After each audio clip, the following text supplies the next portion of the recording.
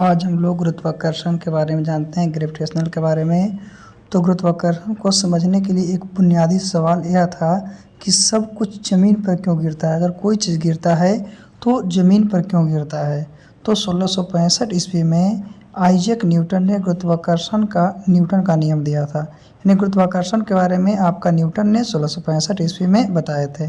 Newton ने यह निष्कर्ष निकाला था कि संसार की सभी वस्तुएं एक दूसरे को आकर्षित करते हैं। संसार में जितने भी वस्तु है वो एक दूसरे को आकर्षित करता है, उसी को गुरुत्वाकर्षण कहते हैं। और गुरुत्वाकर्षण बल सदैव आकर्षण रहता है, कभी प्रतिकर्षण नहीं करता है। यह सबसे कमज़ोर बल है, किंतु इसका रेंज सबसे अधिक है। ये तो सबसे कमज़ोर बल है लेकिन इसका रेंज सबसे अधिक है। यानी किसी वस्तु को जब ऊपर से हम लोग नीचे की ओर गिराते हैं तो पृथ्वी की ओर गिरता है, क्योंकि पृथ्वी के पास भी एक प्रकार का क्या है, गुरुत्वाकर्षण बल है। इसमें प्रतिकर्षण नहीं होता है, यह सबसे कमज़ोर है लेकिन रेंज सबसे अधिक है। तो देखते हैं कि गुरुत्वाकर्षण किन किन बातों पर निर्भर करता है। तो गुरुत्वाकर्षण जो है आपका बल पर यानी वस्तु के द्रव्यमान पर निर्भर करता है कि कितना वस्तु का द्रव्यमान है, उसका आकर्षण कितना है, अट्रैक्शन कितना है, उस पर निर्भर करता है। फिर अस्पर्श यानी नॉन कॉन्टैक्ट फोर्स पर निर्भर करता है। किस पे? नॉन कॉन्टैक्ट फोर्स पर निर्भर करता है। और ये माध्यम पर निर्भर नहीं करता है, कोई माध्यम पर निर्भर नहीं करता है। तो ये आपका गुरुत्वाकर्षण इस चीज़ पर निर्भर करता है। तो गुरुत्वाकर्षण जो है उसका नियम क्या है? न्यूटन का गुरुत्वाकर्षण नियम है कौन सी? तो अगर दो अलग अलग द्रव्यमान के वस्तु दो वस्तु लेते हैं, दोनों वस्तु के द्रव्यमान अलग है, जैसे कि m1 और m2 लिए हैं। तो द्रव्यमान m1 m2 है, तो एक दूसरे से दूरी पर है, कुछ दूरी पर है, जैसे कि r दूरी पर है। तो उनके बीच लगने वाला बल, तो इनके बीच जो लगने वाला बल होता है, लगने वाला बल उनके द्रव्यमान के गुणनफल के, यानी कि पहला का अगर द्रव्यमान m1 है और दूसरा का m2 है तो m1 m2 m2 यानी कि उनके द्रव्यमान के गुणनफल के समानुपाती तथा उनके बीच की दूरी के वर्ग के व्युत्क्रमानुपाती होता है। उनके बीच की दूरी के वर्ग के व्युत्क्रमानुपाती हो, जैसा कि अभी बता रहे हैं फिगर के माध्यम से। जैसा देखिएगा m1 और m2 है तो F1 proportional m1 into m2 है, तो F प्रोपोर्शनल 1/r², यानी F proportional m1 into m2 बटा r², यानी F का फॉर्मूला क्या हो जाता है? तो G m1 m2/r², यानी G जो है आपका सर्वाधिक गुरुत्वाकर्षण नियतांक है, जिसका मान 6.67 × 10⁻11 न्यूटन मीटर स्क्वायर पर केजी स्क्वायर होता है। यानी कैपिटल जी का मान 6.67 × 10⁻11 न्यूटन मीटर स्क्वायर पर केजी स्क्वायर होता है, जिसकी खोज आपका हेनरी कैविडेंस ने किया था। और इसका मान भी सर्वप्रथम इन्होंने ही ज्ञात किया था। यानी कैपिटल जी जो है, कैपिटल जी का मान आपका यही बताया था। लेकिन कैपिटल जी का मान कभी भी चेंज नहीं होता है, ये हमेशा फिक्स रहता है। कैपिटल जी जो है गुरुत्वाकर्षण नियतांक है, जिसका मान कभी चेंज नहीं होता है। फिर है गुरुत्वीय त्वरण, जिसे स्मॉल जी कहते हैं, ग्रेविटेशनल एक्सीलरेशन के नाम से जानते हैं। तो पृथ्वी जिस त्वरण से किसी वस्तु को अपनी ओर खींचता है, जिस त्वरण से एक्सीलरेशन से किसी वस्तु को पृथ्वी अपनी ओर खींचती है, उसे गुरुत्वीय त्वरण कहते हैं। इसीलिए इस त्वरण को पृथ्वी के गुरुत्वीय बल के कारण त्वरण या गुरुत्वीय त्वरण कहते हैं। इसका मान बदलते रहता है। जो स्मॉल जी है, स्मॉल जी का मान बदलता रहता है, ऐसे इसका मान 9.8 मीटर पर सेकंड स्क्वायर होता है। चलिए बात करते हैं कैपिटल जी के मान के, स्मॉल जी के मान के। तो पृथ्वी की सतह पर गुरुत्वीय त्वरण का मान सबसे अधिक होता है। पृथ्वी की सतह पर जी का मान जो होता है स्मॉल जी का सबसे अधिक होता है। ध्रुव पर गुरुत्वीय त्वरण का मान सर्वाधिक होता है, और यहाँ तो अधिक होता है, लेकिन ध्रुव पर गुरुत्वीय त्वरण का मान सर्वाधिक होता है। पृथ्वी के केंद्र पर गुरुत्वाकर्षण त्वरण का मान 0 होता है। पृथ्वी के केंद्र पर गुरुत्वाकर्षण त्वरण का मान 0 होता है। विषुवत रेखा से ध्रुव की ओर जाने पर, विषुवत रेखा से जब ध्रुव की ओर जाते हैं तो गुरुत्वीय त्वरण का मान बढ़ेगा। वही ध्रुव से विषुवत रेखा की ओर आएंगे तो गुरुत्वीय त्वरण का मान घटेगा, गुरुत्वीय त्वरण जो उसका मान घटेगा। फिर विषुवत रेखा या भूमध्य रेखा पर गुरुत्वीय त्वरण का मान न्यूनतम होता है। इसका मान न्यूनतम, तो याद रखना है कि पृथ्वी की सतह पर गुरुत्वीय त्वरण का मान अधिक है, तो ध्रुव के गुरुत्वीय त्वरण का मान सर्वाधिक होता है। पृथ्वी के केंद्र पर गुरुत्वाकर्षण त्वरण का मान 0 होता है। विषुवत रेखा से ध्रुव की ओर जाएंगे तो गुरुत्वीय त्वरण का मान बढ़ेगा, लेकिन इसको अपोज जाएंगे तो घटेगा। ये 6। चलिए 6 के बाद 7वें के बारे में जानते हैं। 7वां है कि पृथ्वी की घूर्णन गति बढ़ा देने पर, पृथ्वी की घूर्णन गति को अगर बढ़ा देते हैं या घटा देते हैं तो ध्रुव पर गुरुत्वीय त्वरण का मान नहीं बदलता, ध्रुव पर कोई प्रकार का मान नहीं बदलेगा। फिर है कि पृथ्वी की घूर्णन गति बढ़ाने से विषुवत रेखा पर गुरुत्वीय त्वरण का मान घटता है। अगर पृथ्वी की घूर्णन गति बढ़ाते हैं तो विषुवत रेखा पर गुरुत्वीय त्वरण का मान घटेगा तथा 17 गुनी से अधिक तक कर देने पर शून्य हो जाएगा। 17 गुना से भी ज़्यादा कर देंगे उसको तो शून्य हो जाएगा। यानी पृथ्वी की घूर्णन गति बढ़ाने पर जी का मान घटेगा, वही पृथ्वी की घूर्णन गति को घटाएंगे तो जी का मान क्या होगा, बढ़ेगा। तो इससे साफ पता चलता है कि स्मॉल जी है गुरुत्वीय त्वरण, तो गुरुत्वीय त्वरण का मान हमेशा घटते रहता है या बढ़ते रहता है, नहीं चेंज होते रहता है।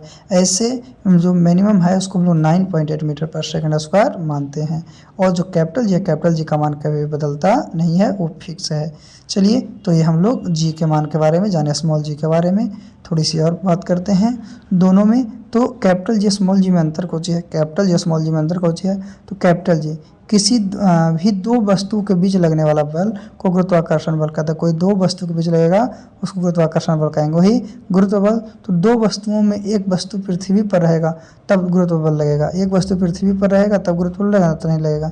तो जो कैपिटल जी को सार्वत्रिक गुरुत्वाकर्षण नियतांक कहा जाता है, लेकिन स्मॉल जी को गुरुत्वीय त्वरण कहा जाता है। और इसका मान पूरे ब्रह्मांड में नहीं बदलता। जो कैपिटल जी का मान कभी बदलता नहीं है, लेकिन स्मॉल जी का मान हमेशा बदलते रहता है।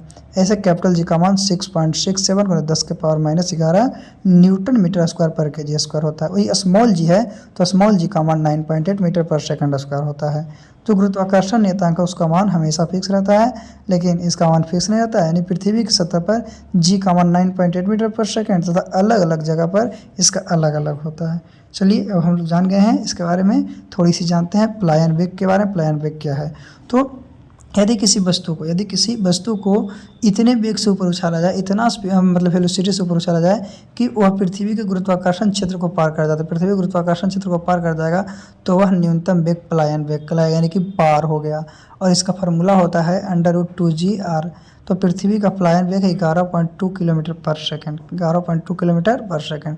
यानी कि यदि किसी वस्तु को 11.2 किलोमीटर पर सेकंड से वेग से पृथ्वी तल से ऊपर फेंकते हैं तो वह पुनः पृथ्वी पर वापस नहीं आएगा, यानी वह पलायन कर जाएगा। क्या हो जाएगा, यानी पार हो जाएगा। तो याद रखना है कि प्लायन वेग है, पृथ्वी का प्लायन वेग 11.2 किलोमीटर पर सेकंड होता है। पृथ्वी का प्लायन वेग 11.2 किलोमीटर पर सेकंड होता है, याद रखना है। चलिए, तो हम लोग प्लायन वेग के बारे में जान गए कि अगर 11.2 किलोमीटर पर सेकंड के माध्यम से लोग बिकते हैं तो पृथ्वी पर पुनः वापस नहीं आएगा। तो यह पृथ्वी का प्लायन वेग। चलिए, थोड़ा सा द्रव्यमान के बारे में बात करते हैं। द्रव्यमान क्या है, क्योंकि द्रव्यमान पहले देखे थे। तो द्रव के परिमाप को द्रव्यमान द्रव्यमान कहते हैं। इस बात का यह जानकारी देता है कि वह पदार्थ कितने कणों का बना होता है और बताता है कि वह पदार्थ कितने कणों का बना है। तो किसी पिंड में, कोई पिंड है या कण है, उसमें उपस्थित पदार्थ की मात्रा, जो पदार्थ की मात्रा उपस्थित रहती है वही उस पिंड का द्रव्यमान कहलाता है। वही जो है उस पिंड का द्रव्यमान कहलाता है। द्रव्यमान कहीं बदलता नहीं है, यानी किसी भी पिंड का द्रव्यमान कभी भी शून्य नहीं हो सकता है, जीरो नहीं हो सकता है। और द्रव्यमान जो है एक अदिश राशि है जिसका एसआई मात्रा किलोग्राम होता है। द्रव्यमान का एसआई मात्रा किलोग्राम होता है और किसी भी पिंड का द्रव्यमान शून्य नहीं हो सकता है और द्रव्यमान कहीं बदलता भी नहीं है। यह एक अदिश राशि है। क्या, यह एक अदिश राशि है। तो ये हम लोग द्रव्यमान के बारे में जाने। किसके बारे में, द्रव्यमान यानी मास के बारे में जाने। यानी कि मास का एसआई मात्रा क्या होता है, केजी होता है ना। ये कौन सी राशि है, तो ये अदिश राशि है, ये कभी बदलता नहीं है। ये किसी पिंड के उपस्थित पदार्थ की मात्रा पर निर्भर करता है। फिर भार की बात करते हैं। वेट क्या होता है, भार क्या होता है। तो पृथ्वी के द्वारा किसी वस्तु को अपने केंद्र की ओर आकर्षित करने के लिए, अपने सेंटर की ओर आकर्षित करने के लिए उस पर लगाया गया गुरुत्वाकर्षण बल, उस पर जो गुरुत्वाकर्षण बल लगाता है वही किसी वस्तु का भार कहलाता है, वेट कहलाता है। और भार जो है एक सदिश राशि है जिसका एसआई मात्रक न्यूटन होता है। भार का एसआई मात्रक क्या है, न्यूटन है। और पृथ्वी जिस त्वरण से किसी वस्तु को अपनी ओर खींचती है, पृथ्वी जिस त्वरण के माध्यम से किसी वस्तु को अपनी ओर खींचती है उसे गुरुत्वीय त्वरण कहते हैं, उसी को गुरुत्वीय त्वरण कहते हैं। इसीलिए इस त्वरण से पृथ्वी के गुरुत्वीय बल के कारण त्वरण या गुरुत्वीय त्वरण इसी को कहते हैं, जिसे हम लोग स्मॉल जी के द्वारा सूचित करते हैं।